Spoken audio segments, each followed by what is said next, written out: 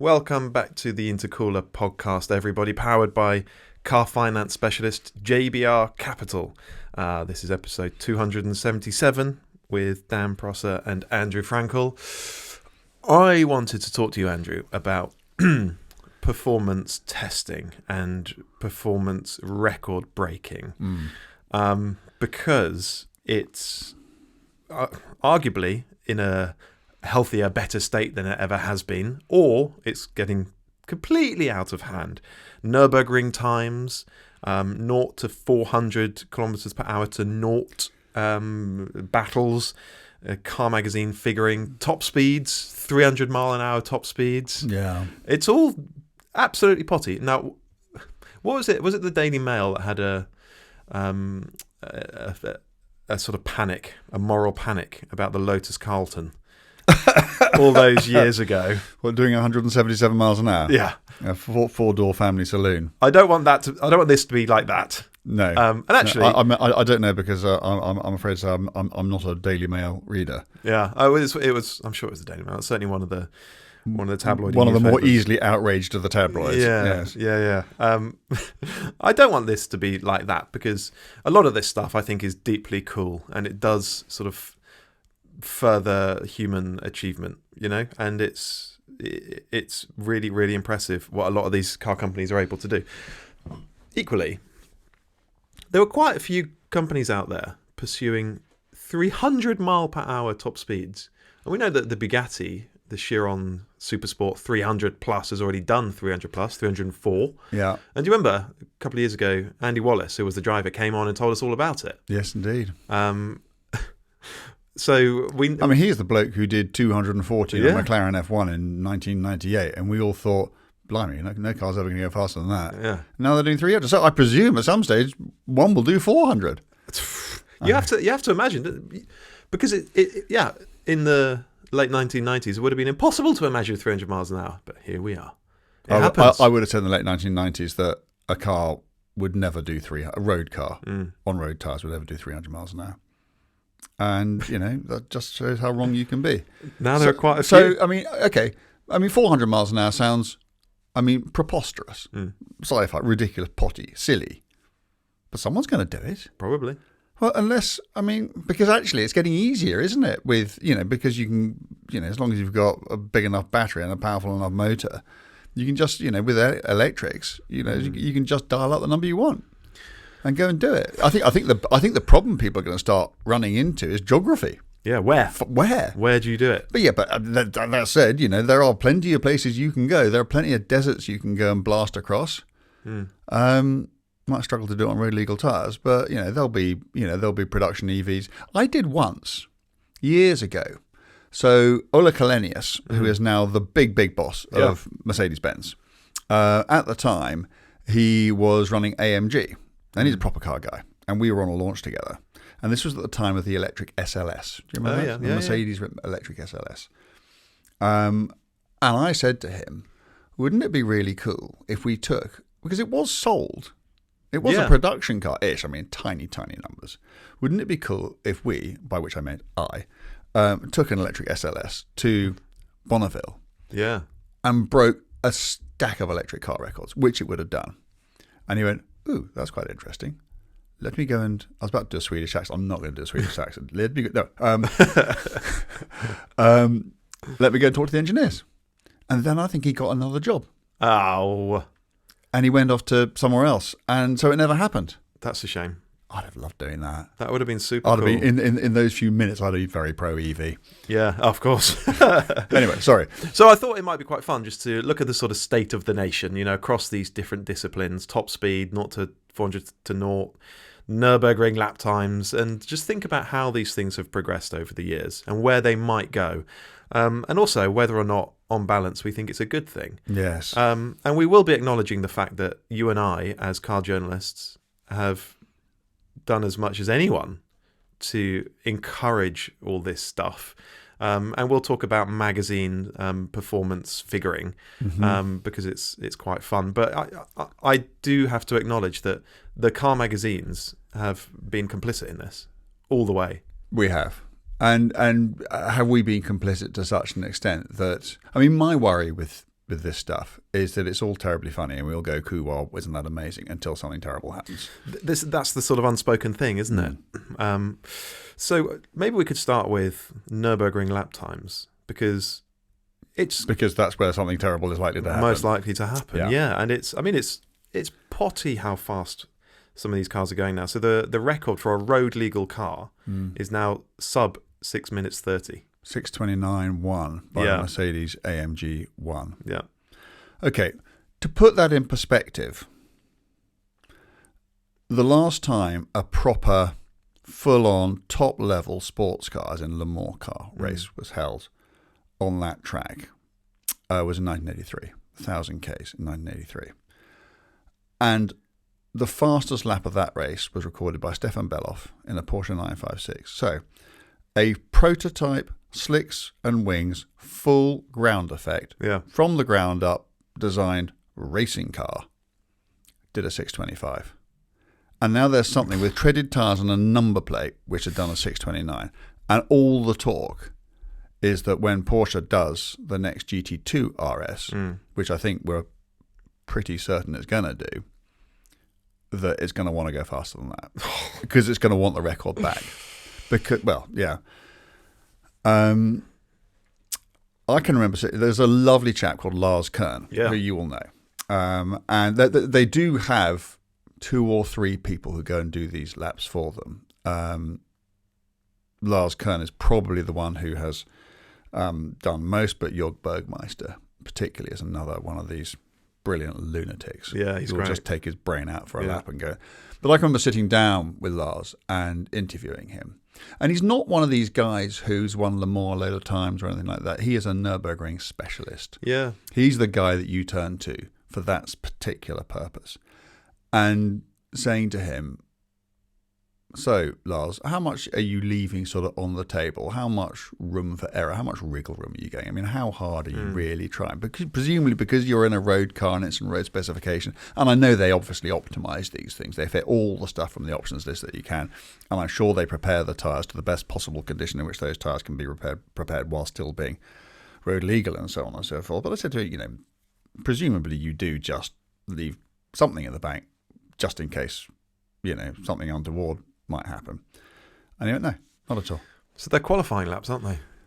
It's absolutely, it might even be more than a qualifying lap. I mean, he has to really, really psych himself up. And when it's done, he is done too. Yeah. It's absolutely balls to the wall. Oh my God. Absolutely. He gives it everything. Yeah. Yeah. So an 11/10 effort. Yeah. Blimey.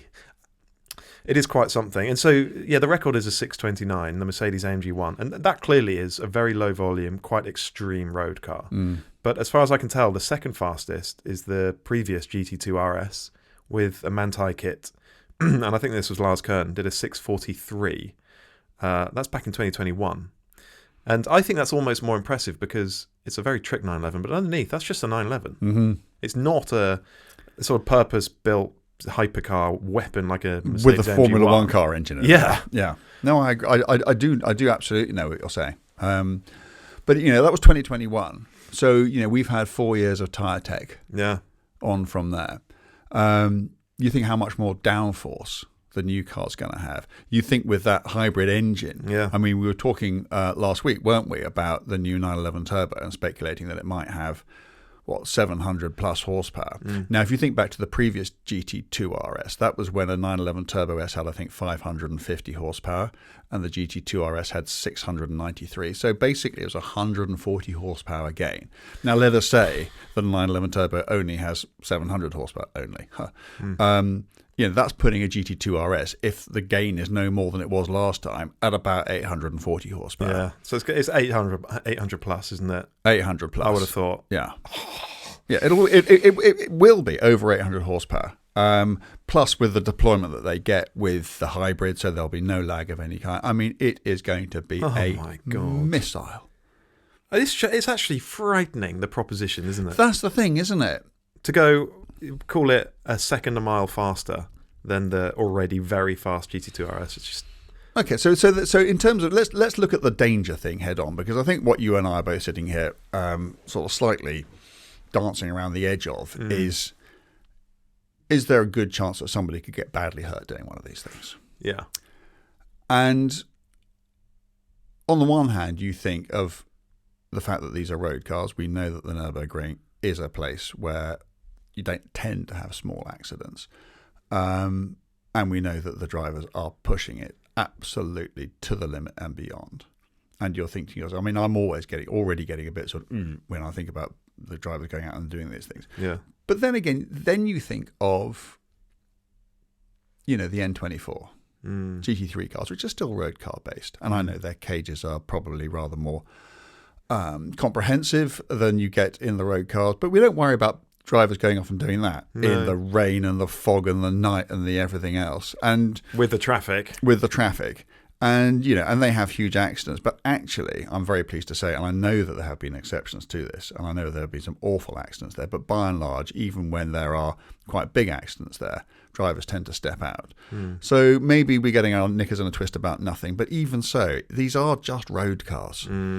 And yeah, I mean, I don't even want to be sort of sounding like I'm tempting Providence, but you do wonder if something awful did happen, whether it would then all stop, and then with a bit of time thereafter, we wouldn't then look back at it and think, what were we doing? Silly, yeah. And why were we actually bigging up something so much, which is of so little zero real world relevance, when ultimately, we kind of all suspected where that particular road might lead.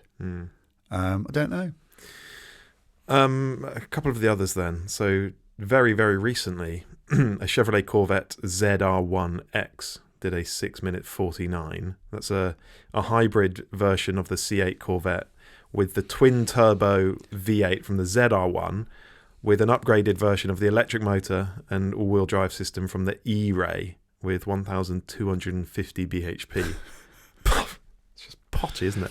That's now the fastest American car, faster than the Mustang. Oh, I love it when they start qualifying it. Fastest American car. As if that makes any difference. Painted red, built on a Tuesday by a man wearing a silly hat. Yeah. Do you remember in 2013 when the 918 Spider, the Porsche 918 Spider, did a 657? Yeah, and we all going, oh my God, sub 7. Yeah, and now 911s are doing it. Can we just try to put into perspective? I'm not really sure how we're going to do this, but just try to explain just how fast even a 7-minute lap is. If you gave me, so that GT2 RS did what, 643? Yeah. Okay, so if you gave me that GT2 RS and an empty, dry, sunny Nürburgring and all the brave pills I could swallow, and let's say you gave me a day to refamiliarise myself with the circuit, because it's been a while since I've been around there fast and anything, what do I think I could do? If I got within 30 seconds of that, I'd be really happy. Yeah, 30 seconds. I'd be delighted. I'd be absolutely delighted. Because there's driving, and I know this from racing there. I know this from having shared a car there with Klaus Ludwig, so I do know what I'm talking about. There's driving really fast around the Nürburgring, and then there is doing it properly. And because it's such a long track, if you're doing it properly, you're going a hell of a lot faster. Everywhere. As a and time. You're using, and I remember this from watching Klaus's onboard, one of the reasons I realised I was so much slower than him, he was actually using bits of track I didn't know existed. Yeah.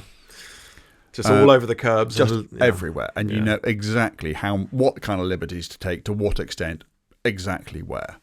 I would be really, really happy. I'm not sure I would get within half a minute of them. And I would also absolutely petrify myself in the process. I think if you got in a normal, if an average, okay, here's a question. You can answer this because I don't know the answer any better than you do. Let us say that you are what I would call a normal driver. So you're an experienced, enthusiastic, sensible person, and you've got a new GT3, and maybe it's your third or fourth GT3, and you've done lots and lots of track days, maybe you've done a little bit of racing at a sort of amateur club level. You're a kind of normal, well-resourced enthusiast, and you know the Nürburgring quite well, and you go there with your GT3, and you leave it on your Cup 2s. You don't put Cup 2Rs on it because you need to be able to get home, blah, blah, blah, blah, blah, and you go out, and you do, without killing yourself, you go out and do a lap time. Well, it's not going to begin with a 7, is it? You think it's 8+? Yeah, absolutely. Yeah. You're not going to. A normal driver isn't going to go to the Nürburgring and do a sub 8 No. straight out of the box. No, you're not. Particularly at that track. That's the thing, isn't it? It's such a specific track. I think if you did an 8:30, you'd come away thinking that was a pretty entertaining lap. Yeah. Yeah. And there are guys going 2 minutes quicker than that. It's nuts. James Walker, Mr. JWW, he's got a video series at the moment trying to do a He's sub-7. brave, isn't he? It's a huge thing to take on. And the other thing about James is, we know James quite well, and he's been very helpful to us in the past. Yeah. He's a good driver. Yeah. He's a really good driver, and He's done a fair amount of racing. and he's raced plenty, and he's raced some quite serious stuff. So he's not just a well-resourced bloke with a fast car at all. He's trying to do it in a GT3 RS, and he's been very, very open about this. Yeah. He had a big shunt, or a decent-sized shunt, Big shunt, yeah, a few months ago. Yeah. And so it's no game, is there? It's and he's trying to do a sub 7. Yeah. Yeah. Bloody hell. Which is what Porsche first did that in 2013, so a dozen years ago with a hypercar. But yeah, so it gives you an idea of just how hard how fast they're going, and how hard they're being pushed by, and the skill level of the people who are doing it. Yeah. And the thing is, it's not just hypercars and supercars that are, going off in pursuit of lap records around that place. There are EVs doing it, estate cars, SUVs, hatchbacks. I couldn't. Okay, for some reason the hatchback one does amuse me. Really? Yeah, if the front drive, particularly, if there is because I guess we just think of what's a car and a picture of a front drive transverse engine 5-door thing parked in a supermarket car park. It tends to what appear in my head. It's a Golf. And the idea of one of those going the idea of one of those things that has been so tuned up the wazoo by its creator that it's going around quicker than acknowledged sports cars. I find there's a certain sort of comic interest in that. But SUVs, it just seems pointless, doesn't it? I couldn't care less. There was a spell, I don't know, 10 years ago or something, when the likes of VW and Honda and Seat and Renault were knocking lumps off each other. Yeah. Trying to get the front-wheel drive production car record. Yeah. And they were going so fast. And all those nutty 2-seat. Yeah, exactly. Yeah. Those things. Yeah. They were going really fast. Yeah, sub 8. 750, that sort of... it's crazy. If you've been there and you've been around it and you've had a surreptitious, flick of the stopwatch, you will know how crazy the idea of a sub 8 minute lap in a hatchback is. It's just bonkers. When you think, I can remember I was there the day that Lexus sent the front engine record, and they got one of their nutty engineers in a Nürburgring pack LFA and did a 714. And we were all just thinking, that's nuts. That's insane. Yeah. Actually, I think I spoke about this quite recently, so I won't bang on, but the Golf GTI Club Sport S, I think it's in 2015, around then. Yeah. They launched it at the Nürburgring because it had just broken the record. And the drive activity was to chase Benny Leuchter around the ring. It was fantastic. It was great fun. And they had the other one. They had the non-S there as well, which we could drive on the road, but we could only drive the S on the track. Yeah, I remember. I made sure that I got in the group with, because we did do this ducks and drakes thing, where you follow the instructor or the quick guy up front, and his job is to make sure that you're going quickly, but not so quickly that the slowest car gets dropped off the back, or that the chasing cars gap too much because someone can't keep up. And so when you're doing these activities, you always make sure that you try and get in the group with the quick guys. Quick group, yeah. If you're not... Because you can't overtake. So if you're behind the slow guy, it's basically your lap is ruined. Yeah, and I think it's a one lap and done thing, so it's really important. Yeah, and I've been doing that. I did that once. I can remember I was in a car with Jethro, and I won't tell you who it was, but we were on doing the ducks and drakes in 911 Turbo S's at Bilsterberg, I think, and there was a bloke there who couldn't keep up on the slowing down lap. Yeah. And I'm just thinking, come on. And then he's going to go and write a review. And it sounds terribly arrogant, and we're taking the piss out of people who can't drive cars as fast as us. It's not actually the point. The point is that person would then go and tell their readers how that car behaves on the limit on a racetrack when they're in absolutely no position to do so. Yeah, this is why you work really hard to get in the group with the quick guys. And I made sure that I was right behind Steve Sutcliffe. He definitely qualifies. Which is the place to be. And Benny, so he did something like a 7-minute 50 as the new record. He reckoned we're 30 seconds off. Okay, that's interesting. Well, there you go. Yeah, and it felt bloody quick. Yeah, I bet you didn't feel that you were dawdling. No, and whenever I drive quickly around that place, and you come around that final corner, the right-hander, onto the long straight, I'm so relieved. I'm so relieved. I'm always just tense driving around that place. It's just scary. Well, one of the things I love about this podcast is you and I sort of step into this little studio, and suddenly, we become terribly honest about things and our sort of inner fears and all the stuff that we probably don't talk about too much when we write stories. Yeah. But you're absolutely right. I know that feeling so well. You get basically, it happens before you're out the corner because you turn into it. And if you turn into it at the right point and you get the car into the corner, you know you're coming out all right. And then you're like, oh, and you go, oh, thank God for that. I think that's why, maybe I just haven't done enough laps, but I think that's why I will never be very, very quick around there because I'm just too tense. No, I've never been. I mean, I've raced there. In fact, I raced a Clio there. Sharing it with my sadly long departed, well, not that long departed mate, Merrick Cox, who some of you may have heard. I mean, he was a nutty bloke. And we had sometimes we shared a car, sometimes he was in one Clio and I was in another, and we did a couple of seasons, and our times were always identical, apart from at the Nürburgring when I couldn't get anywhere near him. And we concluded that this was because I had an imagination and Merrick didn't. Yeah. And if you don't have an imagination, it's so liberating. Because you're not thinking about what's going to happen. If you could just switch off that component, you'll go faster. And that's what I can't do. No, me neither. Just be stupidly brave. It's why when I'm doing very long races, like 24-hour races, wherever I am, faster or slower than my teammates, during the daylight, I'm always relatively slower at night than I am during the day. Yeah. And it's not because I can't see. It's because I'm just getting scared in the car. No, I'm the same. 0 to 400 to 0 to 400 kph to 0 has become seemingly an important new hypercar metric. Yeah, I mean, I do it most days. Yeah, I sort of wake up, have my cornflakes, head out, do a quick 0 to 400 and 0 and go about my business. And if your car will not do it under 30 seconds, it's just not good enough, is it? I can't imagine why you'd ever have one. So this is where you go. Let's look at this. So that's 0 to 250 miles an hour. 249, yeah. 249, yeah. And then back to rest. Okay, is that okay? It has no relevance because none of us can afford a Rimac Nevera R, and personally, if I could, I wouldn't buy one because electric hypercars don't particularly interest me. However impressive the car is, which I'm no doubt at all that it is, but. There's clearly no actual relevance to the figure, and yet somehow when you look at it, you still think, oh my goodness, that's nuts. It is interesting still, isn't it? Why is it interesting? Why is it interesting? Well, it is amazing that there are man-made objects that can go from road-legal man-made objects that you can buy that will go from 0 to 400. There is something in us, isn't there, that is always... And it's the reason that the human race has developed. It doesn't sound too profound.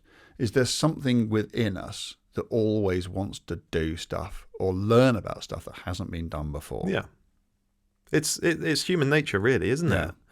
And this is why we'll come to this a little bit later. But this is why I'm sort of torn on these things. We'll come to that. But this 0 to 400 to 0. So the Rimac Nevera R did hold the record until I think it was earlier this month. The Koenigsegg Jesko Absolute stole the record back with a 25.21 second run. Okay, so that's 0 to 249 to 0 again in 25 seconds. Yeah. Okay. The only 0 to 200, not 249, 200 figure that's in my head, because I was in the car when it did it, was the McLaren F1. Yeah. 28 dead. To 200. So not to 249, and certainly not back to a standstill again. And the McLaren F1, believe me, ladies and gentlemen, ain't a slow car. Drive one even today, and you'll go, oh my God, that's fast. Yeah. And this thing is getting to 249, And I suspect it's probably taking as long to get from 200 to 40 to 249 as it's taking to get from 0 to 200. Yeah. And then back to rest in 3 seconds less than it took me to get 200. Oh. It's just gone potty, hasn't it? It's gone potty. Mate Rimac posted a video saying, "Congratulations, Christian Koenigsegg. We will get this record back." And actually, one of the surprising things is, when the Nevera R, this almost 2,000 horsepower electric hypercar, set that record, a lot of us would have thought, well, that's it now for combustion power. It's never going to come back. And yet Koenigsegg has come back with and this car, it's only got a twin-turbo V8 in it with a load of power, but it's only a twin-turbo 5-litre V8. Yes.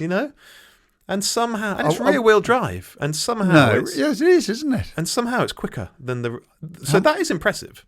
It is impressive. How much power does it have? I think it's like 1,200, 1,300, something like that. Yeah. So somehow that thing it's monstrous. I kind of wish I thought more about this conversation, because I would have then had the figures in my head, which I don't. Do you know who I mean by Brittany Force? No. So Brittany Force is the fastest dragster racer in the world. Yeah. Okay, she comes from, I think, a long line of dragster racers, and she has just done something absolutely ridiculous. I think she did, because they don't run over a quarter mile anymore, because the speeds were getting too high. Oh, really? Yeah, so they run over 1,000 feet, which is just a bit less. I think a quarter mile, maybe 1,200, 1,300 feet, something like that. Anyway.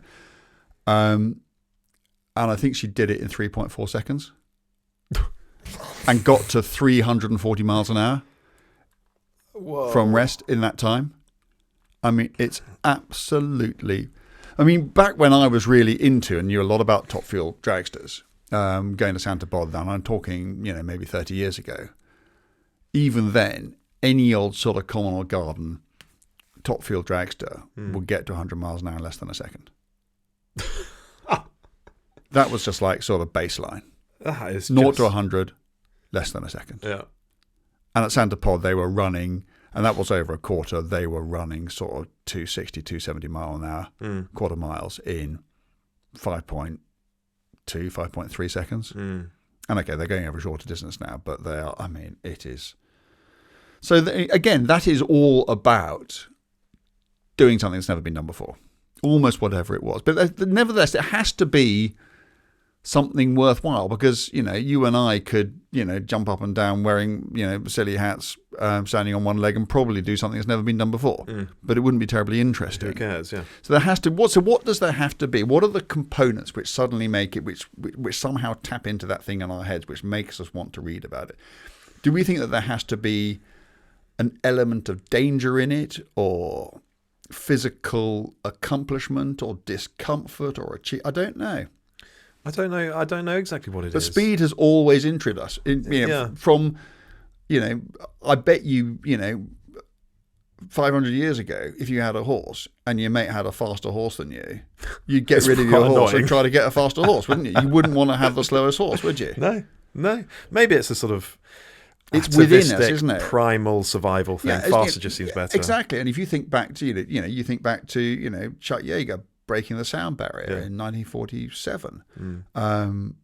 Everything that went around that. And the lap, before it become, we talk about geography, don't we? But, there's no geographical limitation greater on Earth than for people who are trying to break land speed records, which is why it hasn't happened since 1997. But, I can remember growing up and thinking of Richard Noble at Black Rock Desert in 1984 doing 633 miles an hour and just thinking, wow, that is just incredible.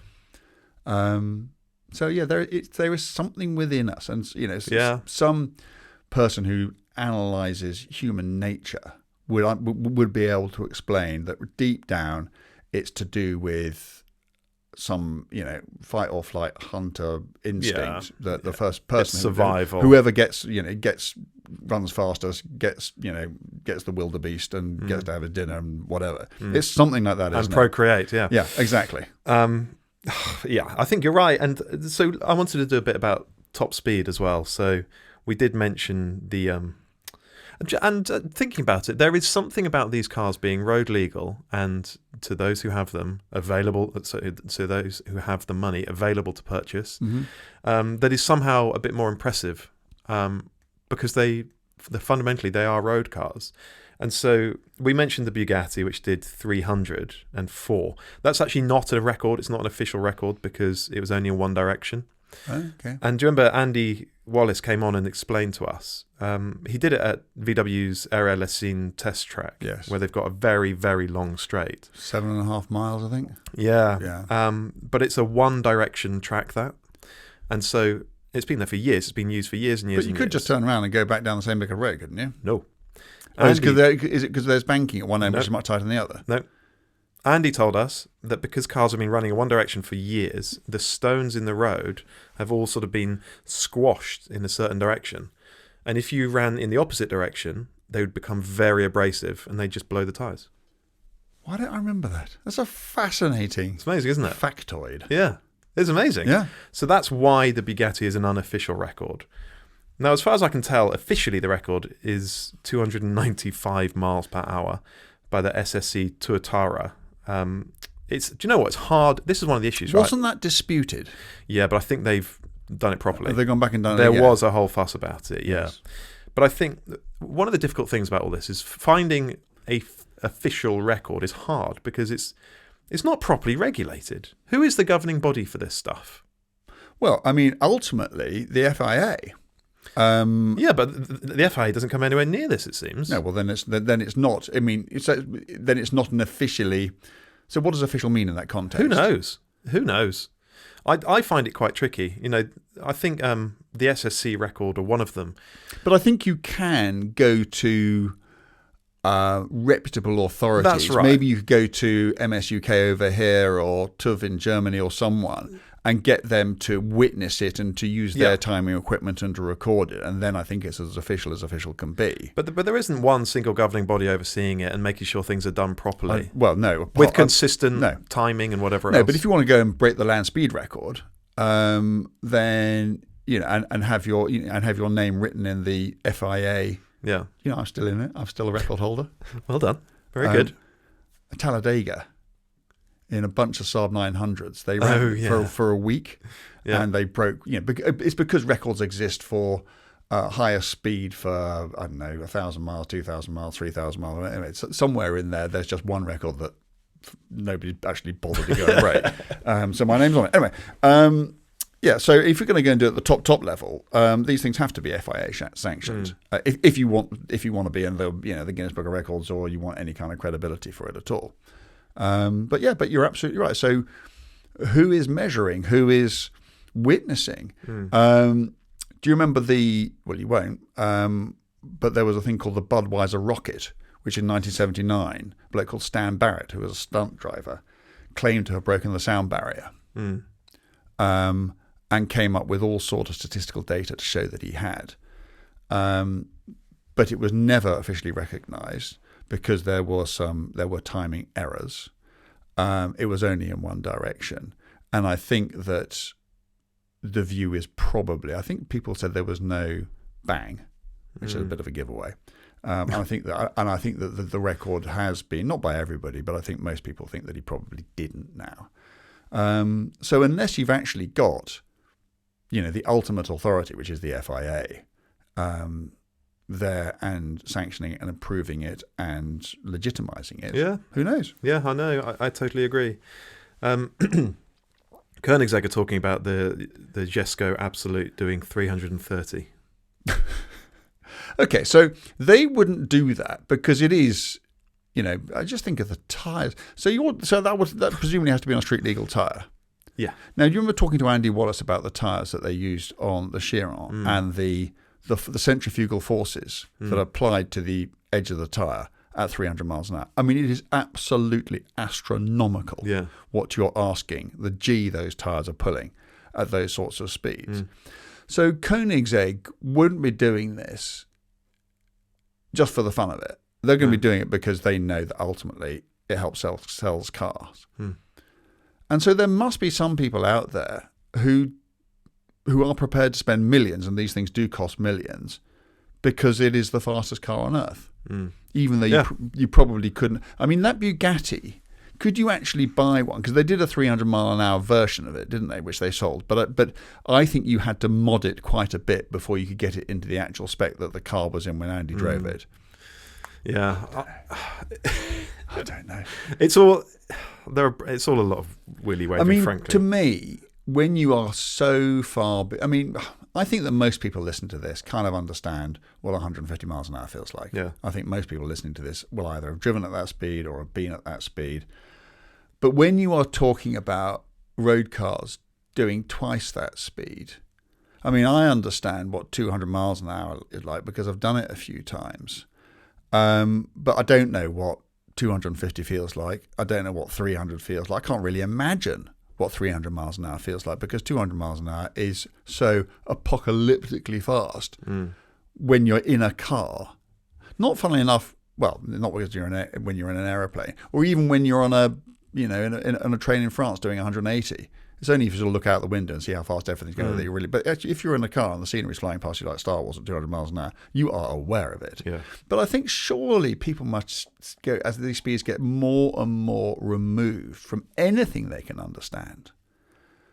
People must just think, well, okay, yeah, well done, guys, but I can't conceive what that actually is. Yeah. Yeah. And so ultimately, all this stuff, I look at it two ways. Let's take Nürburgring lap times as a specific example here. Close up, right? If I zoom all the way in and I think about the team of people who have created this car and optimized this car for this lap record, and if I think about the phenomenally brave and skillful driver pulling on his helmet and getting into the car to go off and do this thing, in the very sort of close-up sense, I think it's super cool, and I have a huge amount of respect for the people who do these things. The fact that a driver got in the car and went that fast around that track, I just think, wow. But there's a bigger, broader context, and if we zoom out, you think about what's actually being achieved here. What happens? What are the consequences of encouraging this sort of thing? Is it really making our cars better? I mean, how often on this podcast do we talk about how important the feel, the interaction, accessible performance that you can actually use on the road? We talk about that stuff all the time. Yeah. Because as far as road driving goes, that's what really matters. And that is almost diametrically opposed to a Nürburgring record lap. It's not helping that at all. It's not helping that one bit. No, it's a marketing exercise. Yeah. That's all it is. It is. The reason they do it is to sell more cars. That's all it is. And there's nothing wrong with that. It's the reason that... And I'm sure it works. The car manufacturers are going to Formula One. They don't do that because they've got, they're dyed-in-the-wool racers, unless they're, McLaren or Williams, who are founded as race teams. They do it because ultimately they think they'll sell more cars. And that's fine. So I think from a sort of personal point of view, these hypercars and things like GT2 RSs with Manti kits going off in search of these records, wonderful.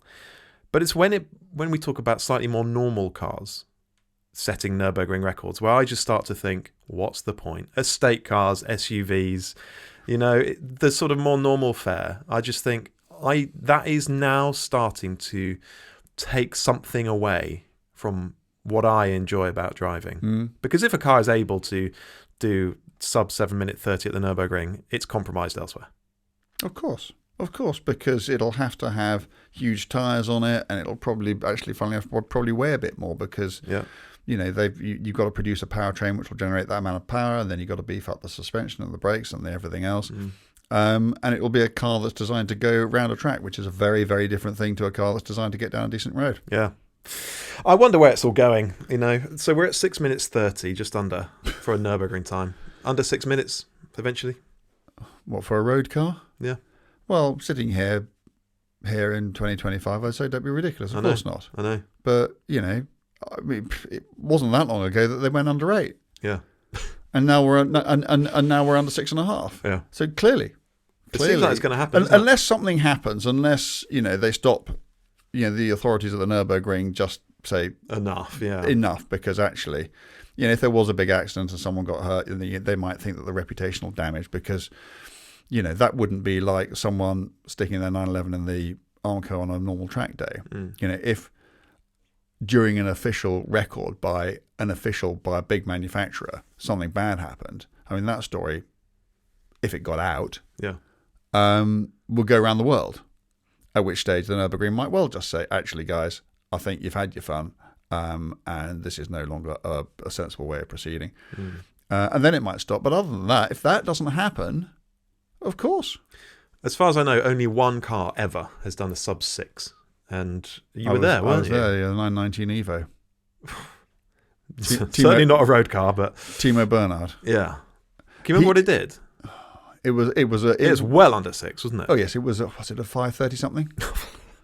It was a 530 something. So almost a minute faster than the AMG one. Yeah. But it's a full-on race car. It was much more than that. It was a full-on race car with all the limitations of the rule book removed. So it had deployable aerodynamics, and it had as much power as they could get out of everything. They took as much weight out of it as they could. It was. You know, the starting point was a 919, but it was probably more Evo than 919 by the time it got there. And I can remember talking to Timo afterwards and having exactly the same conversation that I had with Lars Kern, but with a very different answer. And I was saying to him, did you put it all out there? And he went, no way. Really? Yeah. He said because it's the Nürburgring. He said that Neil Yarni did the lap at the Spa. Yeah. And he said that was absolutely all out. Yeah. Because you're at Spa. There's some runoff. And it's a Formula One specification, FIA approved, grade 1 circuit, which the Nürburgring isn't and could never be. And he said, I left a tiny bit in the tank. Just a little bit left, just for a little bit of wriggle room. I mean, he still came out of the car for the last run. Absolutely bug-eyed, and he wasn't able to talk before he got in it. So I mean, clearly, his idea of leaving a bit on the table and mine are probably quite profoundly different things. But so there is a car which is not even relevant to the Le Mans car that it's based on. This is a car that has been created almost from scratch with the sole purpose of seeing how fast a machine can get around the Nürburgring. And yet, I still found it. I mean, I remember everything about that day. There was something within me which knew, on the one hand, that it was irrelevant, and the numbers would actually, in terms of influence on road car design or anything else, were completely meaningless. And to me, I think it must be the human component, that there was a person inside this extraordinary machine conducting it. Have you seen the onboard? I have, yeah. Flat not for a through while. the bottom of the foxhole at 200 and something miles an hour. And you're just sitting there thinking, there's a bloke in there. That's the bit that blows me away, the fact that there's a person in there doing it. That's it. And I think the proof of that particular pudding is, let us say that, which I'm sure they could get a robot to drive that car and to really optimize the lap, because the robot couldn't make a mistake and the robot wouldn't need to leave anything on the table. And then the robot, as a result, did a sub-5 lap. Who cares? Yeah. I don't think anybody it's not would. That interesting. Same car. The car is identical. Yeah, it's that human component. It has needs to be there, because you remove the human, you remove the interest. You do. You do. I was just thinking about a typical UK track day. You turn up to a track day these days, loads of GT3 RSs and fast Ferraris and McLarens, whatever. And the average pace on a UK track day now is fast. It does depend which track day provider you go with. It does. I know there are others. I know. And if you go with an RMA day or something like that, then it's serious. It's just littered with serious cars. Yeah. And I'm sure there are still days that are very not like that at all. But someone posted a video of a track day at Knock Hill from, 30 years ago or something.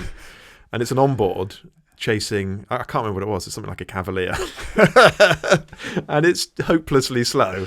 And this Cavalier's leaning about all over the place and sort of understeering through corners. And that's probably what track days were like a little while ago. And now they've just gone potty because the cars are just... Here's an idea. How about you have a track day? I reckon you do something. You'd have to do it at a not particularly enormous circuit, because if you did it at the Silverstone Grand Prix, you'd feel like you're getting lost. But you had a 200 horsepower track day. Yeah. And I think that all those people who've always wanted to do a track day but haven't wanted to get blown into the weeds would come along with their with their Suzuki Swifts and their Fiesta STs. Absolutely. And I think if you did it somewhere like Cadwell, Yeah. you'd have a hoot. It'd be really fun. 200 horsepower. It's a good idea. It'd be really, really good fun. Maybe we should do it. Maybe the next TI track day should be limited only to cars with less than 200 horsepower. To bring out people who wouldn't otherwise do it. Yeah. Or bring out cars you wouldn't otherwise see. Yeah. Yeah. It could be like a sort of track theme festival of the unexceptional. There you go. You know, you laugh. I think it's something. If you do too, let us know. Yeah. Get in touch. Yeah. So just to wrap this one up then, I want to talk briefly about car magazine testing. As I said, you know, as car journalists, we have to accept that we're complicit in all this stuff. But I wonder what were the sort of inflection points for you in figuring performance cars. You've already mentioned McLaren F1. Mm-hmm. I guess that's the big one. It was because it just moved the goalpost so much further. And again, talking about geography, I'm not sure this is a secret. It certainly won't be after this podcast. That not 200 mile an hour run was not 200 mile an hour run, but because we were at Bruntingthorpe, when we were doing the sort of the 0 to 60s, 0 to 70, I mean, the surface was so poor. Yeah. We couldn't get anything like anywhere close to the times that McLaren thought the car should be capable of. So what we did is we then took the car to Millbrook, where the surface is good, and did the sort of standing start low-speed accels there. So actually those figures are compiled from two different locations, which I think is legitimate because you can't penalise the car just for the fact that, it happened to be on the surface which allowed it to do 200 miles an hour was also the surface which prevented it from getting off the line properly. So yes, I think that was the sort of the major one for me. I can remember, other cars which really shit. The XJ220 before the F1, obviously, so in 1992, did 60 in 3.6 seconds and 107.9. These days, you listen to those numbers and you go, yeah, next. But back then, it was something. So the first car, I can't remember what it was, but the first car to do a sub 10 second 0 to 100, which I would definitely have been around for, and I should be able to remember what it was. I might guess it would be something like a 911 turbo. Something with a lot of traction is what I mean, because frankly, that's what you need. Those were big milestones. I can remember there was a Fiat Tipo, which was the first diesel-powered car to go under 10 seconds to 60. Please don't ask me why I remember that, but it did. But other than that, I don't seem to remember. I can remember I can remember it becoming normal for cars to get to 60 in less than 5 seconds, and that was big for me. Yeah, because I think 5 seconds was a big barrier. Because in the days when I was growing up, back in the days of Countaches and Boxers and that sort of thing, none of those would get to 60 in less than 5 seconds. They all needed 5 and a bit. And then I got into the business at the end of the 1980s, and then all these nutty things started coming along in quite quick succession. And suddenly we were into the 4s, and then we were into the 3s. And that was, that was an enormous step. But yeah, and it was great fun doing it. It was, I think getting those numbers, because these days all you do is you dial up launch control and let it go. Yeah, there really was, particularly with certain sorts of, particularly with things like turbo cars with quite early era turbos, which were very peaky, and so finding the balance where you just how did you get off the clutch? If you slipped it too much, you'd burn it. But if you just dropped it, what would tend to happen is the car will either bog down and essentially stop, or you just dissolve the rear tyres and wheel spin. I can remember cars like tuned Ford Sierras with 400 horsepower were almost impossible to get a decent set of numbers out of, because it was more by luck than good judgment that you ever got a good run off the line. And I loved it when there was skill, when there was real skill in getting the car off the line, finding the right speed at which to change gear, because if you tried to really just ram it through, there was a very good chance you'd break something and you'd be going home on the train. And we'd all done that more than enough times not to want to do it again. So to treat the gearbox with the delicacy and precision and touch that you needed to preserve it, but also at the same time extract the maximum possible performance from the car. There was also, you're doing this in a confined environment. Oh goodness, I can remember trying to do, I think it was a 140 to 160 acceleration run in a Lotus Carlton, mentioning a car we've already mentioned. Yeah. Which, by modern standards, I think if you got on one of those today, I think you'd be surprised by how slow it was. But back then, it was just and I mean, I can remember getting to the end of the mile straight, doing 159.8 miles an hour, at the point where the absolute last point where I needed to be on the brakes, and just thinking, "Oh, sod it." And if you don't know Millbrook, and there's no reason why anybody listening to this would do, but if you're going in the direction I was going in, there's a massive apron at the bottom. Where you're meant to sort of turn around to go back up the other way. But on the other side of it, there's an approach road, which people come down to join the track. And I just shot straight across the apron and all the way up the approach road, on the ABS the whole way. And halfway up the approach road, there's quite a tight left-hand corner, and throwing this car into it, at the end of which there's a roundabout, and just getting enough speed after all this time to get around the roundabout. So there are moments like that. It's funny that it seems to matter in the moment, doesn't it? Well, because you want to be the first person to do it. It's pride. You want to come back and go, listen, guys, you know what I've done today? Within the confines of 1 mile, I've recorded 140 to 160 times. Of course, I can't remember what the time was. Of course, it doesn't matter. But when you're 20-something and really stupid and proud, and you want to be able to boast about having done this. It's why I wanted to go faster around Millbrook than anybody else had ever been, because it was something that I felt that I could do, and I was in a position to do it, and so I did it. And you didn't think too much about the risk that you were taking. The one that comes to mind from magazine performance testing, and I didn't do it as sort of rigorously and as consistently as you did, but I remember just a Porsche Panamera Turbo. Drove it up to Bruntingthorpe. Lovely, comfy, quiet car. Spacious, really nice thing.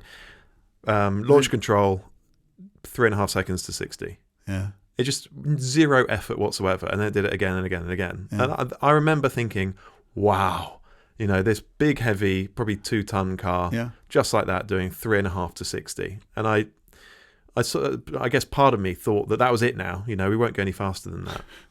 Little did you know. And only a few years, we've now got electric stuff doing sub 2 seconds to 60 miles an hour. Well, what will that nutty Taycan do? Good question. 2.1, I think? Something like that. Yeah, I think it's 2.1. Okay, funnily enough, talking about Panameras at Bruntingthorpe, I went there in a Panamera with a specific acceleration goal in mind, because I thought it might do it.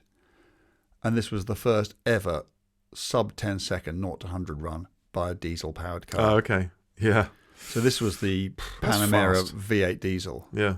What a great car. Why did Porsche stop doing that? Anyway, I mean, best Panamera I've driven. So, sorry, I did exactly what you did. I dialed up launch control and let it go.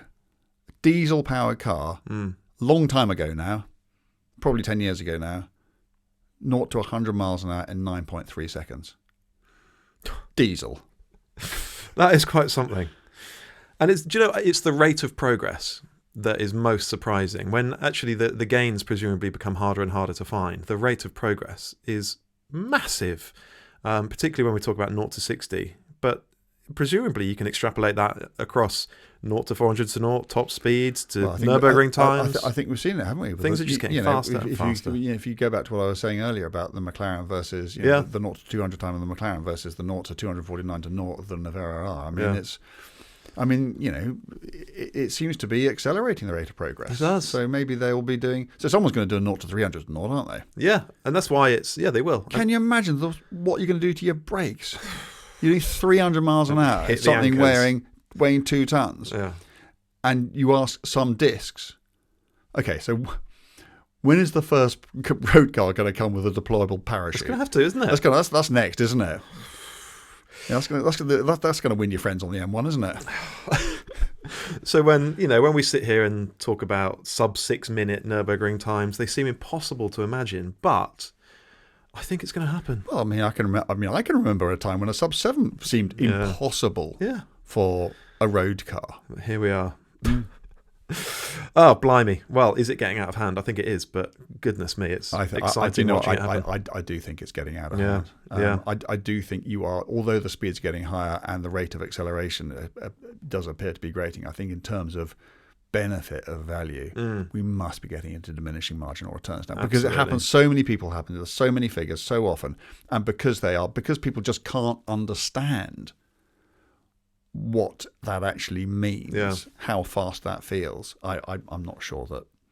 I mean, I've said before on this podcast, haven't I, that there is no currency more devalued than acceleration. Yeah. Because it's actually after a certain point, it just gets unpleasant. And maybe going round. I mean, I have no desire to lap the Nürburgring in 6.5 minutes. I would be utterly terrified. I would hate every millisecond of it. Yeah. I mean, hats off to the guys who do, and I do wish those who continue to attempt it all the luck and all the safety and everything else in the world. But no, leave me out of it. Yeah, well said. All right, let's wrap this one up. So I'll remind you that you can, as a podcast listener, you can get a 20% discount on your subscription to the Intercooler. There'll be a link in the description, or just head to the-intercooler.com. Choose an annual sub and you can get a 30-day free trial and use coupon code POD20 at checkout. And just as another good reason to subscribe, we are now working with Supernatural Car Care. Andrew, if you're watching, is ably demonstrating right now. And every single month we give away a kit, a Supernatural Car Care kit with a load of stuff, a load of different products in it. This is not a kit. That's just one That's item. a bottle. Well, it's worth 125 quid, and every month we give one away to a subscriber. So there you go. There's another good reason to subscribe. Finally, follow the show, subscribe to this YouTube channel. We really appreciate it. And in return, we'll be back with another podcast next week. I'll see you then.